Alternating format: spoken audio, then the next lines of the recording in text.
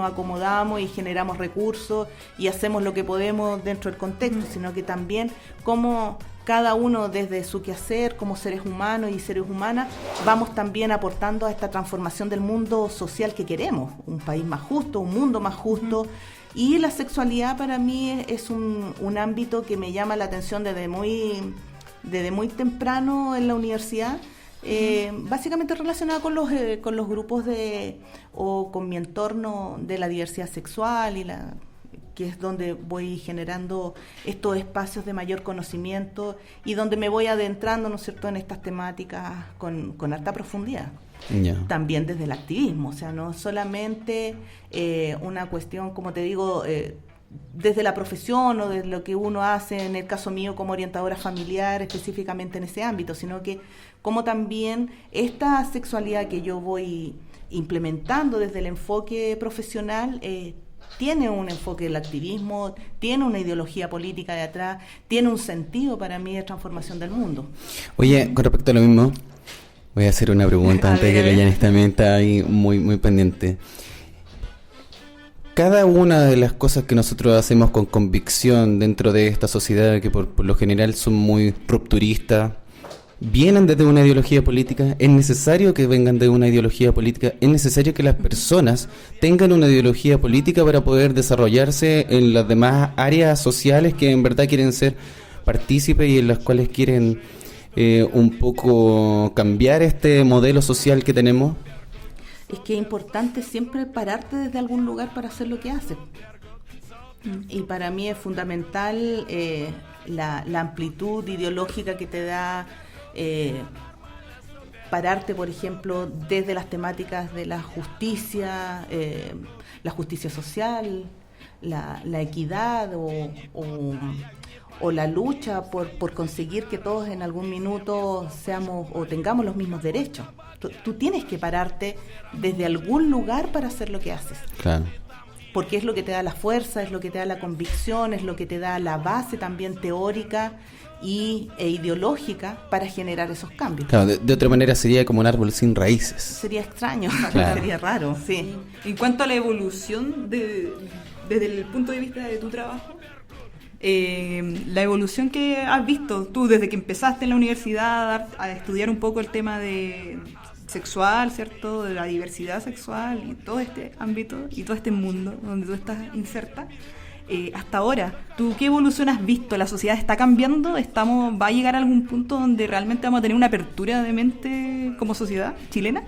Mira, ahí hay dos cosas que son como bien interesantes, porque yo estudio en la universidad cuando ya soy grande, por así decirlo. Entonces esto viene a complementar muchas cosas que yo ya venía pensando y sintiendo y vivenciando también desde mi ser mujer, en términos una mujer en una población, con 2 hijos, etcétera, etcétera, con una experiencia de vida o una historia de vida determinada, que me hacen y me van llevando a tener la necesidad de estudiar, de formarme, y de ir complementando lo que yo sentía que quería hacer en el fondo.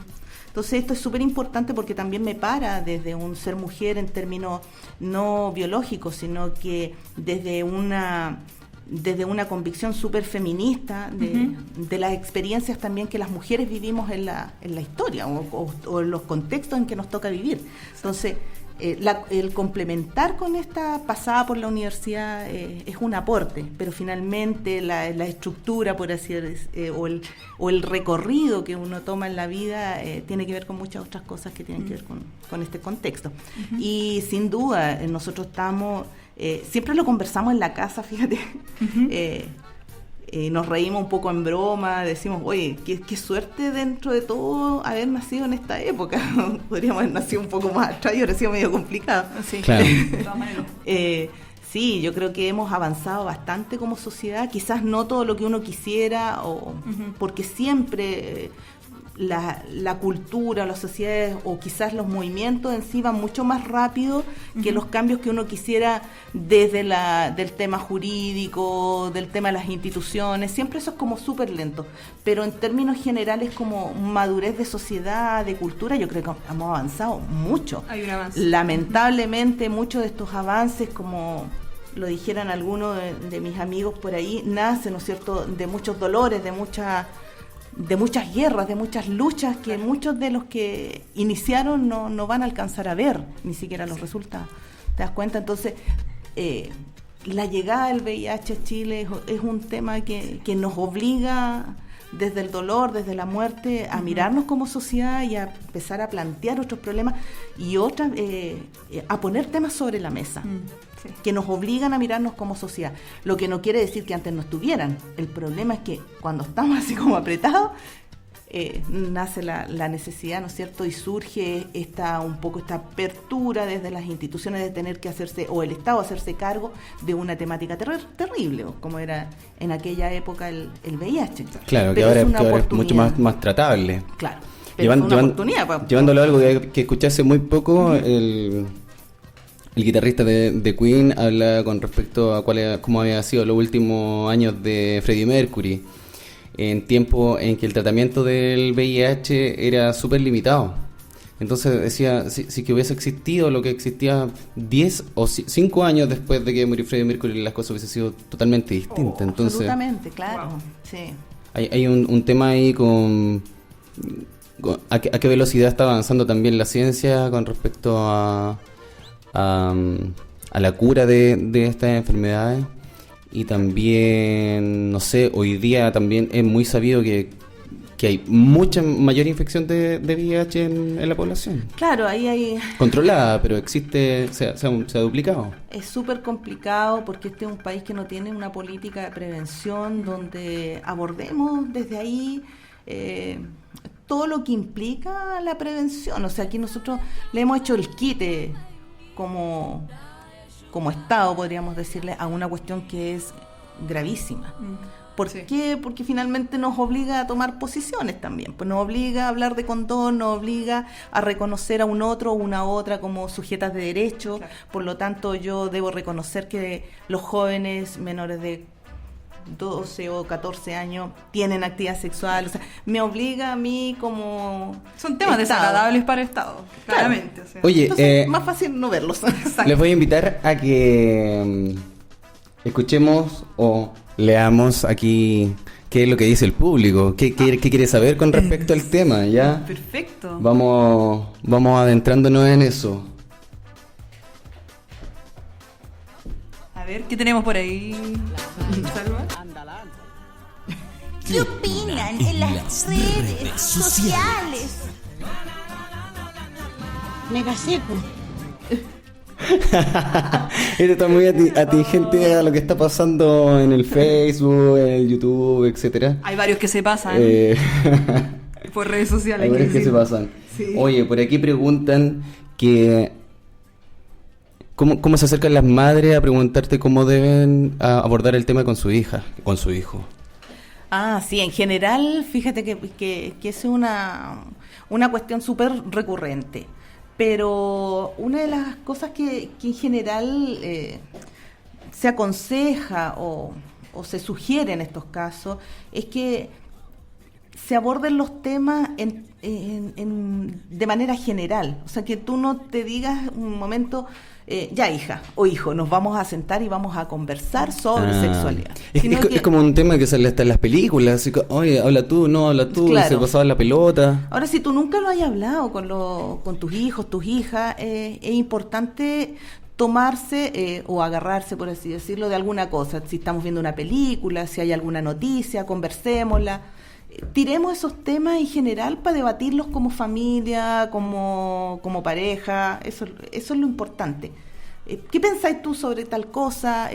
O escuché tal cuestión en la radio, qué sé yo. ¿Y estos mismos programas, por ejemplo, son súper para ti lo que se da más en ese sentido? Si que se te acercan a preguntar de esa manera, ¿cuál es la dinámica que más se da? ¿Hay un pudor a hablar del tema? Por supuesto, porque...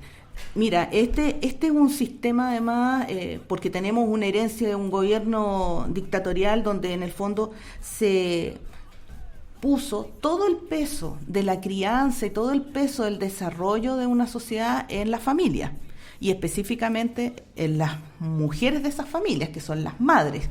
Como que en el fondo esperamos todos como sociedad que los padres o las madres o los madres sepan muchas cosas.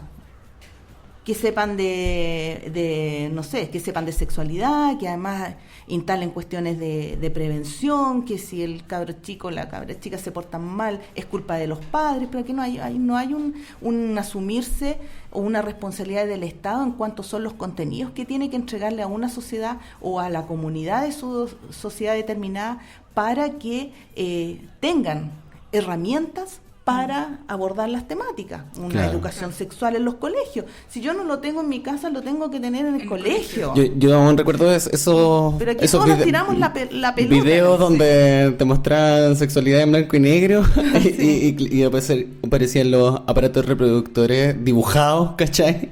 Así como mostrándote la falsedad, en verdad. No. Ordinario. Entonces, lo importante acá es que sean temas que les busquemos la naturalidad, que los conversemos, que nos relajemos. Si yo no lo sé, como mamá o papá, no sé algo, o como persona adulta, si alguien más pequeño me pregunta, bueno, busquemos, atrevámonos a decir, ¿sabes qué? No lo sé, lo voy a preguntar. Y eso es lo que uno habitualmente señala o indica a otra persona.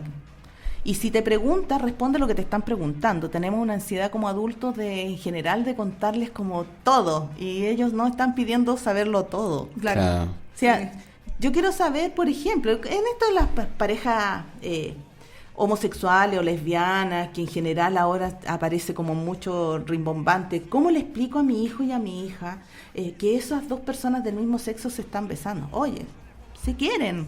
Se aman. Punto. Listo. Se aman. Las personas se aman. Sí, es verdad. Es súper raro, en verdad. ¿Quiénes nos complicamos? Nos complicamos lo grande. Claro. Ahora, ese tipo de cosas es súper bueno para el público que no debe estar escuchando, de gente joven, por lo general, y por lo mismo tienen niños que son muy chiquititos y están como en eso, ¿cachai? No son las personas retrógradas de hace 15 años atrás.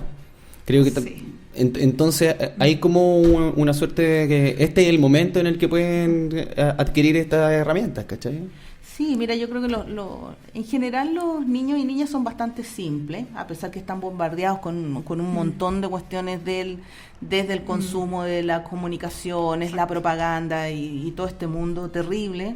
Que te bombardea y te va diciendo sé sexuado, sé erótico, sé esto, claro. Y después te está negando el derecho a ejercer tu sexualidad. Entonces vivimos en una contradicción constante. Hipócrita esta hipócrita, sociedad, sí, ¿no? es una sociedad bastante hipócrita. Y no por ser jóvenes somos menos prejuiciosas o prejuiciosos, al contrario, fíjate que mucha información tenemos por todos lados, pero tenemos poca educación. Entonces, no siempre la juventud, por así decirlo, es sinónimo de apertura, lamentablemente. En general uno va a los talleres o cosas y hay muchas preguntas, muchas dudas, hay muchos mitos instalados, claro. Y por eso es interesante que cuando uno conversa y pone estos temas en el debate y los conversa así, al calor de un vinito, al calor de una once, de la compañía de los amigos. ¿Cuál vinito? Sean temas que se abordan desde ahí, desde la naturalidad de seres humanos que hemos vivido, nos hemos construido modelos súper rígidos sexuales, que nos dicen que todos somos heterosexuales, que además a todos y a todas nos gustan las mismas cosas, que todos sentimos placer con las mismas sensaciones, claro. Con las mismas, o sea, no sé, el mundo del erotismo, del sexo, es uno de los mundos más lucrativos que existe. Oye, y te manejan absolutamente tu deseo y tu erotismo. ¿Te parece si en el siguiente tema entramos en eso, que yo creo que está muy en boga, el tema del erotismo, el tema de cómo lo tiene que tomar el género femenino, por ser un género mucho más castrado, entre comillas, por la sociedad, ¿cachai? Que eran las más privadas de poder tener esa cierta libertad, y lo hacemos en el tema de contingencia que viene después. Mortal. Vamos con eso. Vamos con una canción entonces. Esto es Diego Peralta, Principal Medida de Seguridad.